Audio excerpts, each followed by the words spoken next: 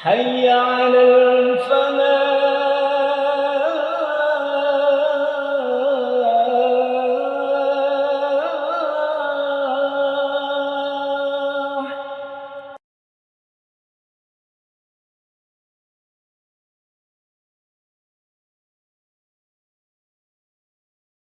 Assalamualaikum warahmatullahi wabarakatuh.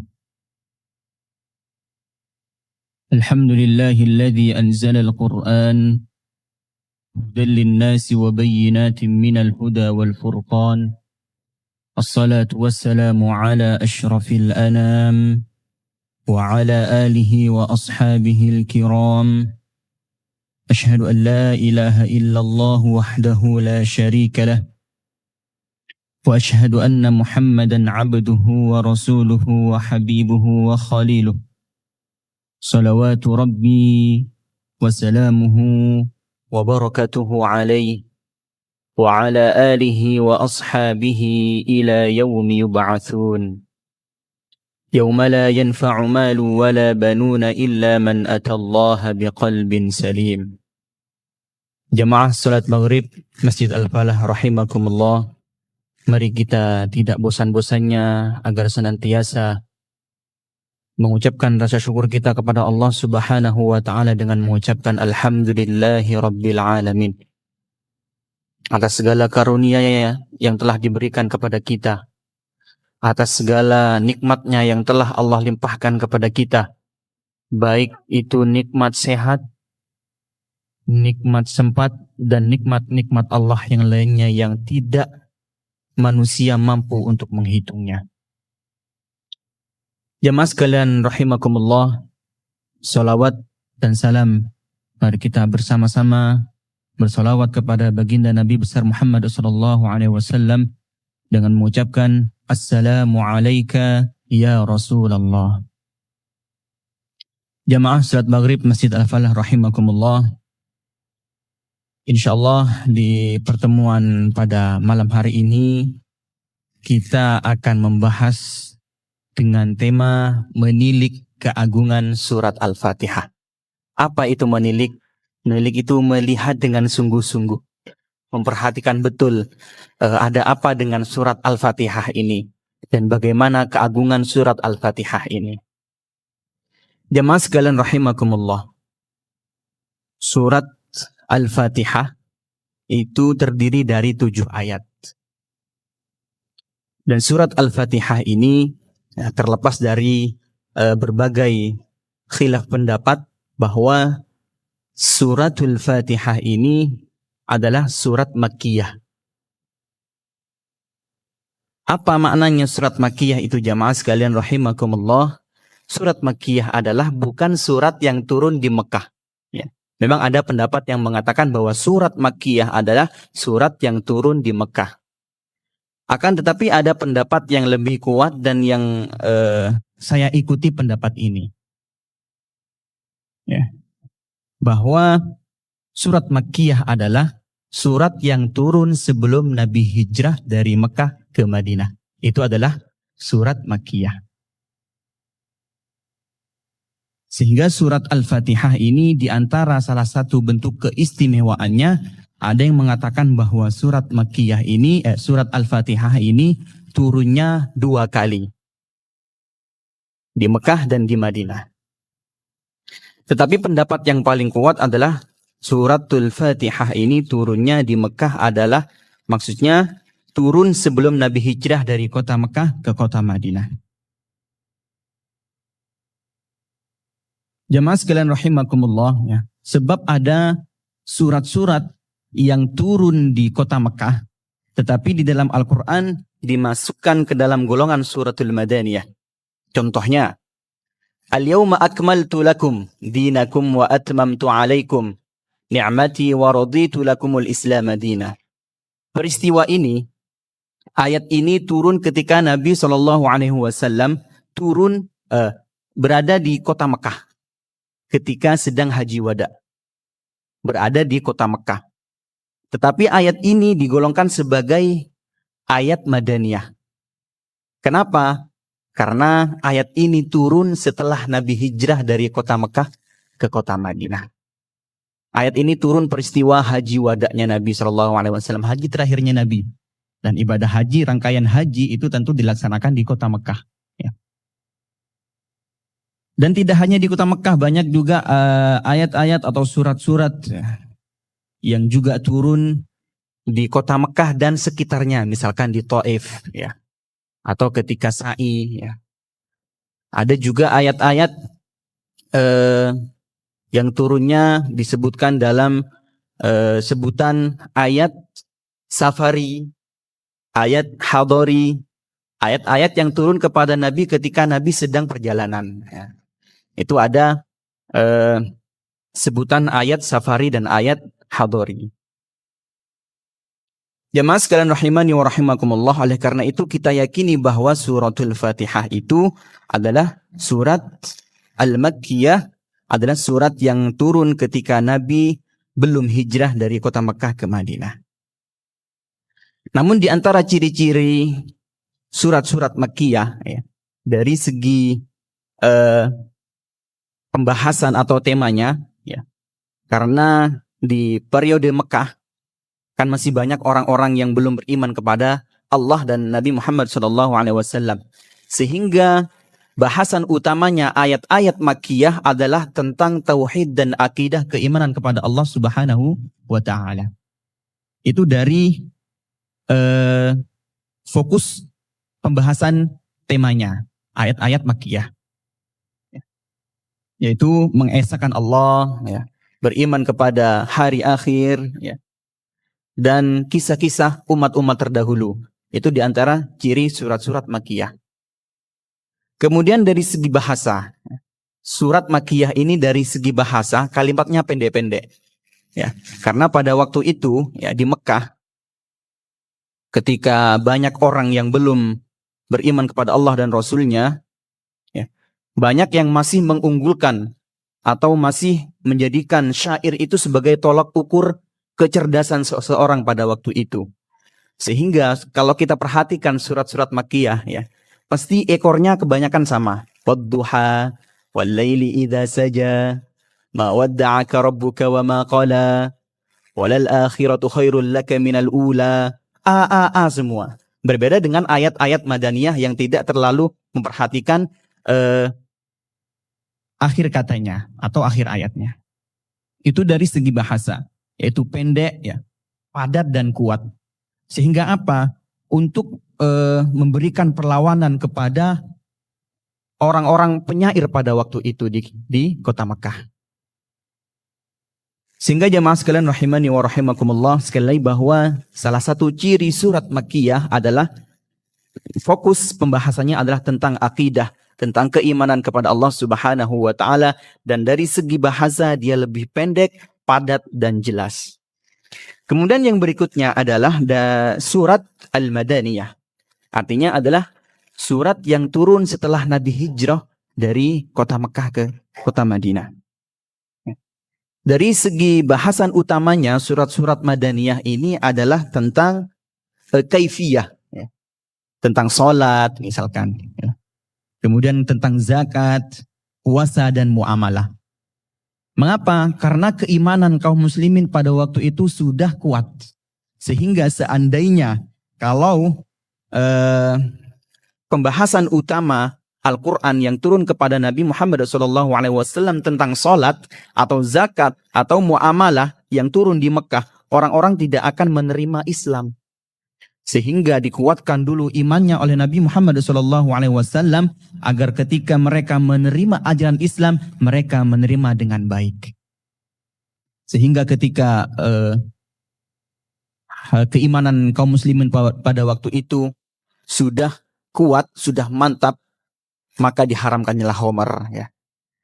Bayangkan kalau Nabi langsung mengharamkan homer ketika di periode Mekah. Tidak bisa orang, karena homer itu minuman keras, itu suatu kebiasaan orang-orang jahiliyah. Sehingga ada tahapan-tahapan homer itu kemudian diharamkan. Jadi tidak secara langsung homer itu oleh Nabi diharamkan. Ada prosesnya. Baru ketika keimanan kaum muslimin sudah kuat, maka homer itu diharamkan. Itu dari segi pembahasan utama suratul Madaniyah, surat-surat Madaniyah ya. Kemudian ada juga pembahasan tentang sosial ya, surat-surat Madaniyah itu. Contohnya seperti keluarga, waris ya, masyarakat dan hukum pidana dan seterusnya. Artinya yang ada kaitannya dengan manusia ya, hubungan sosial dan aktivitas sehari-hari. Kemudian dari segi bahasa ya, ayatnya biasanya lebih panjang ya. Contohnya suratul Baqarah ya. Kemudian Ali Imran dan seterusnya, ayat-ayat yang panjang ya. Dan tidak menekankan dari segi bahasa tidak seunik surat Makkiyah ya. Wal 'asr innal insana lafi khusr, ser semuanya ya. Di akhir katanya itu surat Makkiyah ciri khasnya seperti itu. Makanya kalau kita perhatikan surat Al-Fatihah yang kita bahas ini, itu ekornya akhir ayatnya pasti Alhamdulillahirabbil alamin. Ar-Rahmanir Rahim, Maliki Yaumiddin, Iyyaka na'budu wa iyyaka nasta'in, Ihdinas siratal mustaqim, siratal ladzina an'amta 'alaihim ghairil maghdubi 'alaihim waladdallin. Ya, jadi itu salah satu keunikan surat Makkiyah. Dari segi bahasa tentu sangat jelas bedanya dengan surat Al-Madaniyah. Sehingga ringkasnya jamaah sekalian rahimakumullah, surat Makkiyah fokus pada keimanan atau tauhid, mengesahkan Allah Subhanahu wa taala. Dan suratul Madaniyah fokus pada amal seperti hukum, ibadah dan muamalah. Itu sedikit tentang surat Makkiyah dan surat Madaniyah. Dan kita yakini juga sekali lagi bahwa suratul Fatihah itu turun di yaitu adalah suratul Makkiyah. Turun kepada Nabi Muhammad SAW ketika Nabi sebelum Nabi hijrah dari kota Mekah ke kota Madinah. Kemudian jamaah sekalian rahimakumullah, Al-Fatihah itu di dalam kitabnya Imam As-Suyuti, di dalam sebuah kitab Al-Itqan namanya, beliau menyebutkan bahwa suratul Fatihah ini tidak lebih dari 20 nama. Tetapi saya akan menyebutkan beberapa saja ya. Yang pertama adalah Al-Fatihah itu sendiri ya. Kenapa dinamakan Al-Fatihah ya? Karena Al-Quran dimulai dengan surat ini. Laftatahul Qur'anul Karimu biha ya. Karena Al-Quran dibuka dengan surat ini. Kemudian ada juga nama lain dari suratul Fatihah yaitu adalah Ummul Kitab. Kalau kita artikan secara bahasa itu adalah ummu, itu adalah induk ya. Maka kitab itu sendiri adalah Al-Quran. Maka li'annaha ishtamalat ala jami'i maqasidid din. Karena Al-Quran itu mengandung seluruh maksud dan tujuan agama ini. Ada juga yang mengatakan bahwa Al-Quran itu adalah seluruh isinya mewakili seluruh isi yang ada di dalam Al-Quran. Kalau kita membahas surat-surat setelahnya Al-Baqarah sampai An-Nas, itu semuanya akan sama saja kembali kepada suratul Fatihah. Jadi Al-Fatihah itu adalah bahasa lainnya adalah ringkasan ya, peringkasan surat-surat yang ada di dalam Al-Quran. Makna lainnya dari Ummul Kitab. Kemudian yang ketiga, nama lain dari suratul Fatihah adalah As-Sab'ul Mathani. Walaqad atainaka sab'an minal mathani wal Qur'anal azim. Dan Allah sendiri yang menamakan Al-Fatihah itu sebagai As-Sab'ul Mathani ya. Kalau kita artikan secara bahasa As-Sab'ul Mathani itu adalah yang pertama As-Sab'u adalah 7 ya. 7 maksudnya 7 ayat. Ya, Al-Fatihah itu terdiri dari 7 ayat. Ya, semua ulama sepakat bahwa Al-Fatihah itu terdiri dari 7 ayat. Perkara nanti basmalahnya masuk ayat atau tidak, itu nanti ada pembahasan lain. Tetapi insya Allah semua ulama sepakat bahwa Al-Fatihah itu terdiri dari 7 ayat. Karena di beberapa riwayat, Siratal ladzina an'amta 'alaihim itu ditunjukkan sebagai 1 ayat. Dan ghairil maghdubi 'alaihim waladdallin, dan itu juga 1 ayat. Jamaah sekalian rahimani wa rahimakumullah. Karena Allah sendiri yang menamakannya sebagaimana yang tertera di dalam surat Al-Hijr ayat 87 ya, yang saya bacakan tadi ya. Jadi As-Sab'u adalah 7 ayat, Al-Mathani adalah 2, maksudnya adalah yang diulang-ulang Dan kemudian Al-Fatihah ini kemudian kita baca di dalam sholat kita secara berulang-ulang. Itu yang dimaksud dengan as-sab'ul matsani. Kemudian nama berikutnya, nama lain dari suratul Fatihah adalah Al-Kafiyah, bisa Al-Wafiyah, ya, Asy-Syafiyah. Maknanya adalah yang mencukupi. Kenapa mencukupi? Karena sholat tidak cukup sah tanpa suratul Fatihah. Ya. Kemudian yang berikutnya, yang terakhir adalah Asy-Syafiyah, ya, sebagai obat. Ya. Masih ingat jamaah sekalian rahimakumullah, ketika ada salah seorang sahabat Nabi, namanya Sa'id Al-Khudri, ketika menempuh suatu perjalanan jauh, dan bertemu dengan seseorang yang pada waktu itu merasakan kesakitan karena digigit oleh kalajengking. Kemudian sahabat Abu Sa'id Al-Khudri ini membacakan suratul Fatihah. Ya, ketika setelah membacakan suratul Fatihah ini, maka sakit yang dialami seseorang itu perlahan menurun. Sehingga seseorang yang merasakan sakit itu memberikan imbalan kepada Abu Sa'id Al-Khudri. Dan kembali kepada Rasulullah, ya Rasulullah, aku baru saja mengobati seseorang di pertengahan jalan dan membaca suratul Fatihah. Dan Rasulullah mengatakan, bagaimana kamu itu mengetahui bahwa suratul Fatihah itu adalah obat? Ya. Karena engkau mengajarkan kepadaku suratul Fatihah dan saya bacakan apa yang saya ketahui. Apa yang saya ketahui dari panjenengan, kata Abu Sa'id Al-Khudri. Maka pelajaran yang lain yang dapat kita ambil bahwa Abu Sa'id Al-Khudri juga mengambil imbalan dari hasil meruqyah, ya kalau bahasanya Badul itu ada meruqyah seseorang dengan membaca suratul Fatihah.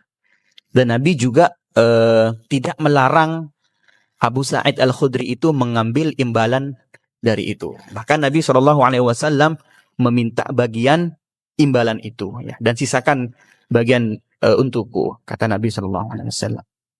Itu diantara nama lain suratul Fatihah, ya. Jadi ada Al-Fatihah itu sendiri. Kemudian ada Ummul Kitab, kemudian As-Sab'ul Matsani, Al-Kafiyah, dan Asy-Syafiyah. Jemaah sekalian rahimani wa rahimakumullah. Kita masuk kepada pembahasan ayat yang pertama, yaitu kalimat Al-Basmalah, Bismillahirrahmanirrahim. Di situ ada bi, ya, kata bi. Bi itu diartikan sebagai ba al-isti'anah. Ba pertolongan, ya. Al-isti'anah itu dalam ilmu nahwu diartikan sebagai dengan atau menggunakan atau memakai, ya.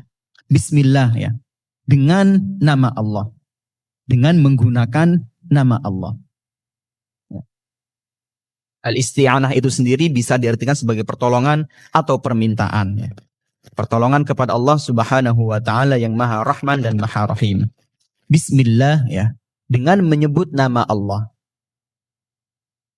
Kenapa tidak langsung billah, ya, Allah atau wallah? Kenapa harus ada ism di situ?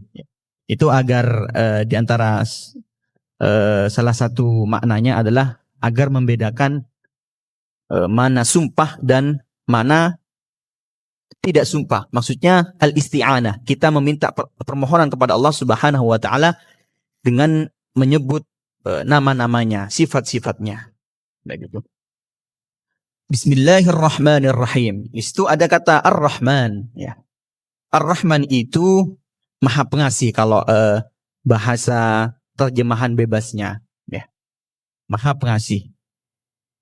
Dan Ar-Rahman ini semua makhluk Allah kasih di dunia. Mau muslim, mau tidak muslim, mau hewan, mau tumbuh-tumbuhan, dan seluruh makhluk yang ada di bumi.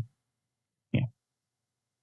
Itulah mengapa nikmat-nikmat yang Allah berikan kepada kita juga dirasakan oleh orang-orang yang tidak beriman. Ya. Nafas. Orang Islam, orang beriman juga bernafas. Orang kafir juga bernafas. Gitu. Ya. Rumah. Ya, kita sebagai hamba Allah juga dapat rumah, dapat tempat tinggal. Tetapi orang-orang yang tidak beriman juga dapat punya tempat tinggal, punya kendaraan, ya. Pasangan, kita juga diberikan pasangan oleh Allah. Orang yang tidak beriman juga dikasih pasangan sama Allah. Ya.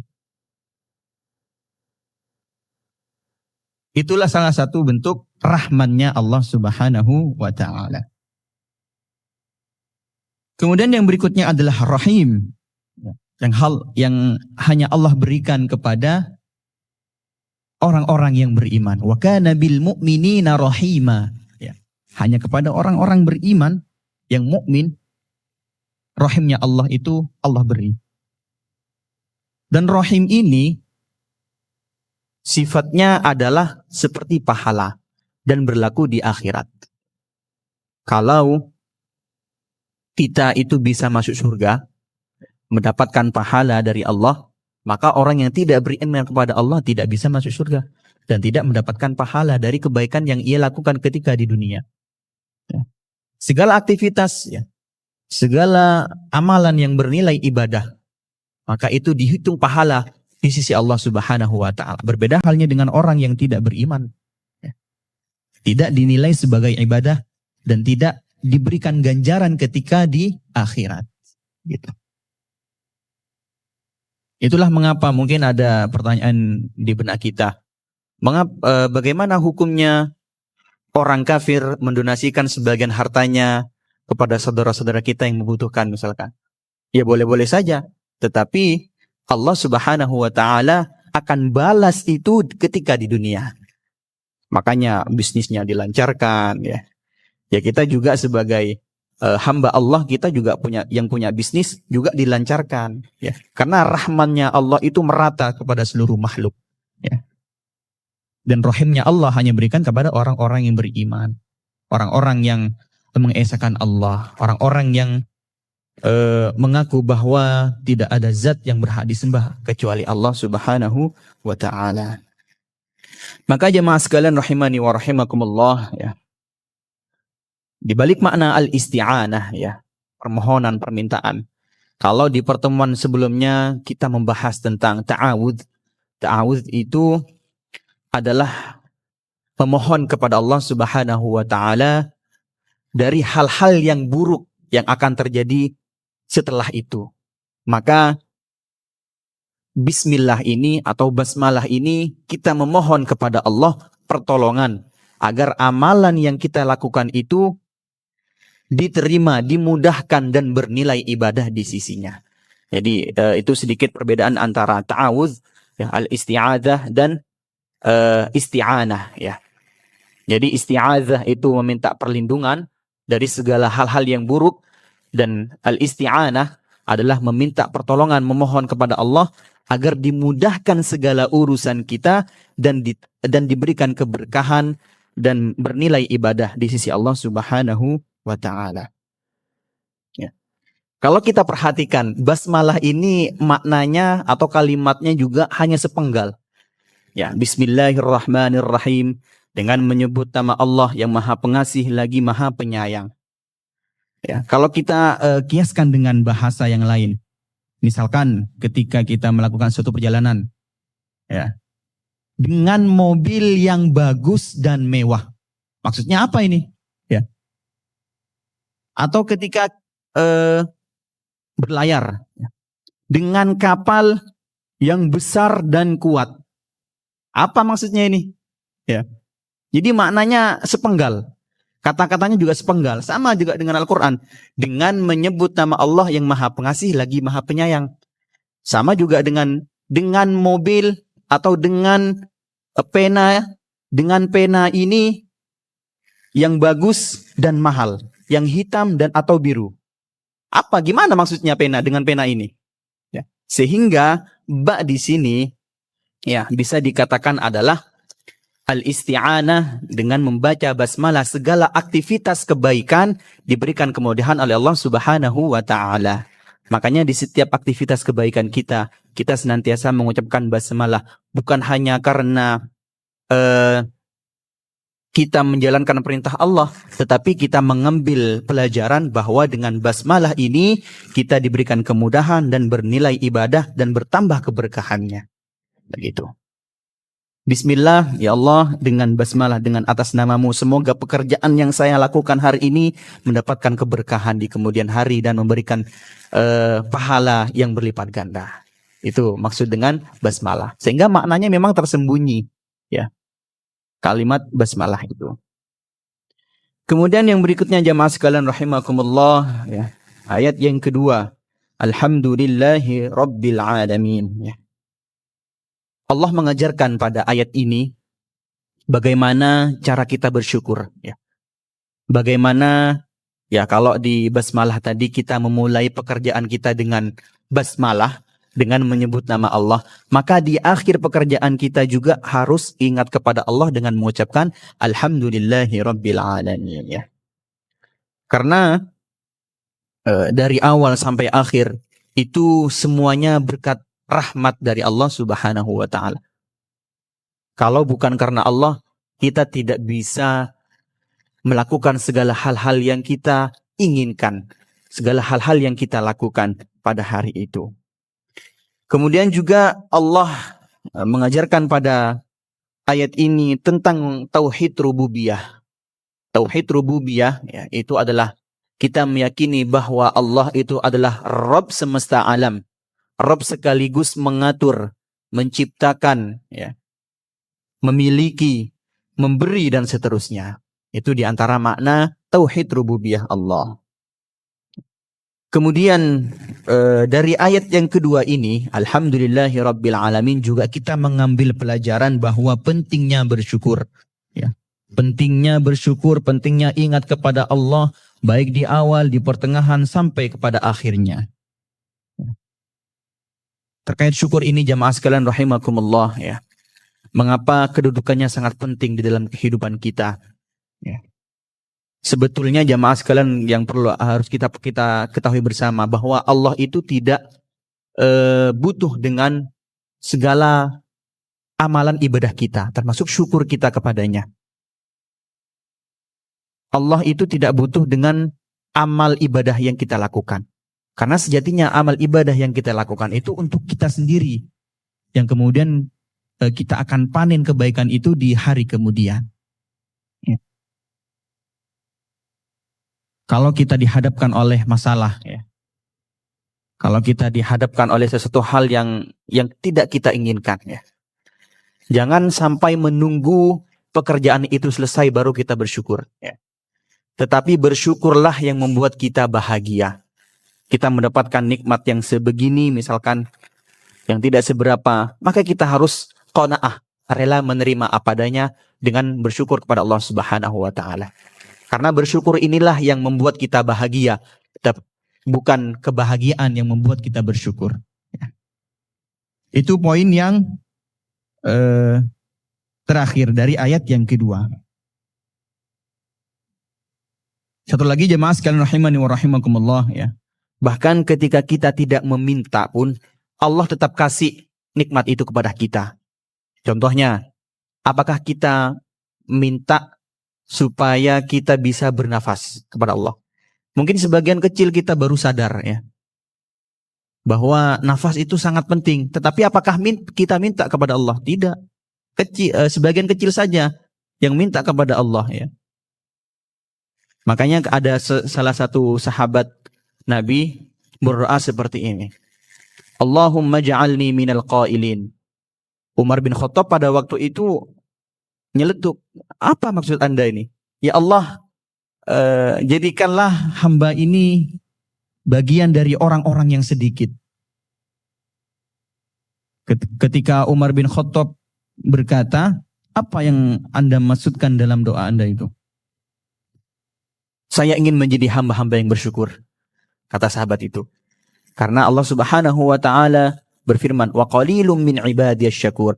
Sesungguhnya sedikit dari hamba-hamba Allah itu yang ingat tentang syukur kepadanya. Jemaah sekalian rahimani wa rahimakumullah, semoga kita termasuk dari hamba-hamba Allah yang senantiasa, yang pandai bersyukur kepadanya atas nikmat-nikmat yang telah Allah berikan kepada kita. Kemudian ayat yang berikutnya, Ar-Rahmanir Rahim, Maliki Yaumiddin. Ya, Ar-Rahman dan Ar-Rahim kita lewati. Sekarang kita lanjut ke ayat yang keempat, Maliki Yaumiddin. yang memiliki hari pembalasan. Malik, ya mana secara bahasanya adalah milik. Ya. Malik, Malik Yaumiddin, yang memiliki hari pembalasan, yang merajai, yang menguasai hari pembalasan. Kalau kita ibaratkan di dalam keseharian kita, namanya orang yang memiliki, ya. Ya, orang itu yang sangat berhak mau ngapain aja. Misalkan kita punya rumah, ya kita punya rumah ini, kita yang paling berhak mau dikemanain rumah ini, ya. Misalkan ada kendaraan, ya ini kendaraan milik saya dan saya yang paling berhak mau diapain kendaraan ini, gitu. Termasuk pada kalimat Maliki Yaumiddin, Allah yang memiliki hari pembalasan. Mengapa Allah memiliki hari pembalasan? Apakah hari ini bukan milik Allah? Karena di dunia itu ada orang-orang yang mengaku dirinya sebagai Tuhan. Salah satunya adalah Fir'aun laknatullah alaih, yang mengatakan ana rabbukumul a'la. Aku adalah Rabb yang paling tinggi, adalah Tuhan yang paling tinggi, ya kata Fir'aun laknatullah alaih. Kemudian jemaah sekalian rahimani wa rahimakumullah, apakah Tuhan-Tuhan yang ada di dunia itu pada waktu ketika di dunia mampu memberikan syafaat, mampu memberikan pertolongan di hari kemudian? Tidak. Hanya Allah yang memiliki pertolongan pada waktu itu. Sehingga jemaah sekalian rahimani wa rahimakumullah, kita mengambil pelajaran dari ayat yang keempat ini, bahwa segala sesuatu atau segala kebaikan yang datangnya itu pada hari kiamat dan hak prerogatif Allah Subhanahu wa ta'ala memberikan syafaat, memberikan pertolongan kepada setiap hambanya yang Allah kehendaki. Bahkan Al-Quran, ya, yang di hadis itu mampu memberikan syafaat, ya. Rasulullah juga memberikan syafaat, itu juga atas izin Allah Subhanahu wa ta'ala. Bahkan petunjuk pun manusia tidak mampu memberikannya, apalagi syafaat, ya, kecuali dengan kehendak Allah Subhanahu wa ta'ala. Seorang nabi pun, Nabi Muhammad juga tidak bisa memberikan petunjuk. Innaka la tahdi man ahbabta walakinallaha yahdi man yasha. Sesungguhnya engkau tidak mampu memberikan hidayah kepada orang-orang yang kamu cintai bahkan, tetapi Allah lah yang memberikan hidayah itu. Kemudian jemaah sekalian rahimakumullah, iyyaka na'budu wa iyyaka nasta'in, ya. Ada keunikan susunan kata di sini, ya. Hanya kepadamu kami beribadah dan hanya kepadamu kami meminta pertolongan, ya. Kalau di bahasa kita mestinya, ya, na'budu, kami beribadah kepadamu atau kami meminta pertolongan kepadamu. Tetapi pada ayat ini, ya, yang didahulukan adalah kalimat iyyaka, hanya kepadamu atau hanya kepada engkau. Kenapa kalimat Allah, kalimat engkau itu didahulukan dalam ayat ini? Artinya adalah ini penting menghadirkan Allah Subhanahu wa ta'ala di setiap amal ibadah kita. Kita senantiasa menghadirkan Allah Subhanahu wa ta'ala di awal sebelum kita melakukan ibadah yang telah Allah perintahkan kepada kita. Kita sholat, kita harus menghadirkan niat.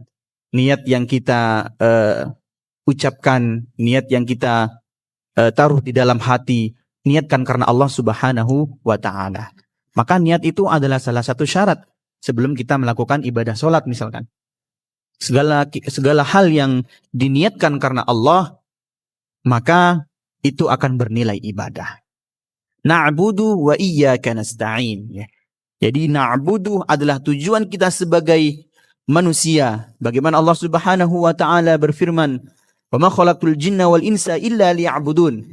Ibadah adalah tujuan kita sebagai manusia, sebagai hamba Allah, sebagai umat Nabi Muhammad SAW. Sedangkan nasta'in adalah pertolongan dari Allah Subhanahu wa ta'ala, adalah sarana yang telah Allah berikan fasilitasi buat kita.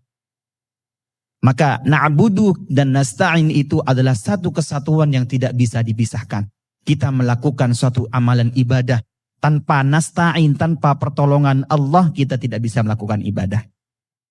Begitu juga kalau kita diberikan pertolongan tanpa ada tujuan yang jelas, kita kita juga tidak bisa melakukan atau mengarahkan hidup kita ini dengan tujuan yang jelas. Ya. Sehingga iyyaka na'budu wa iyyaka nasta'in adalah tujuan dan sarana yang telah Allah berikan kepada kita. Kemudian jemaah sekalian rahimakumullah. Ayat yang berikutnya adalah ihdinas siratal mustaqim siratal ladzina an'amta 'alaihim ghairil maghdubi 'alaihim waladdallin. Ya, dari ayat ini kita belajar bahwa ma'rifatul haqq wal 'amalu bih, mengetahui kebenaran dan mengamalkannya. Ya. Kita meminta kepada Allah Subhanahu wa taala agar ditunjukkan kepada jalan-jalan yang benar, jalan yang lurus, jalan yang Allah ridhoi, ya. An'amta 'alaihim, ya. Siratal, jalan orang-orang yang Engkau beri nikmat kepada mereka. Pentingnya mengetahui kebenaran dan mengamalkannya. Seperti apa kebenaran yang Allah inginkan dari kita, ya. Di sini ada pentingnya isbatun nubuwah, ya.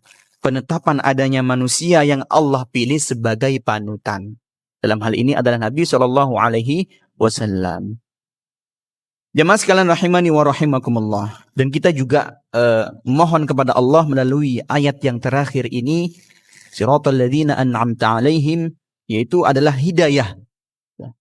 Hidayah itu ada dua jemaah sekalian, ya. Hidayah ila sirat dan hidayah fi sirat. Hidayah ketika seseorang itu dalam kesesatan, agar ditunjukkan kepada Allah Subhanahu wa taala ke dalam jalan yang benar, jalan yang Engkau ridhoi. Dan hidayah fi sirat adalah hidayah ketika sedang kita berada dalam jalan itu. Ketika kita sudah masuk ke dalam agamanya Allah, maka kita akan meminta kepada Allah Subhanahu wa taala agar diberikan hidayah, agar diberikan petunjuk bagaimana saya menjadi seorang mukmin yang baik, seorang mukmin yang seperti yang Engkau inginkan, ya, kepada setiap hambanya. Jemaah sekalian rahimani wa rahimakumullah, itulah singkat saja dari saya, kurang dan lebihnya mohon maaf. Jika ada kesalahan itu datangnya dari saya dan dari syaitan. Jika ada kebenaran itu datangnya dari Allah Subhanahu wa taala. Hadanallahu wa iyyakum ajma'in.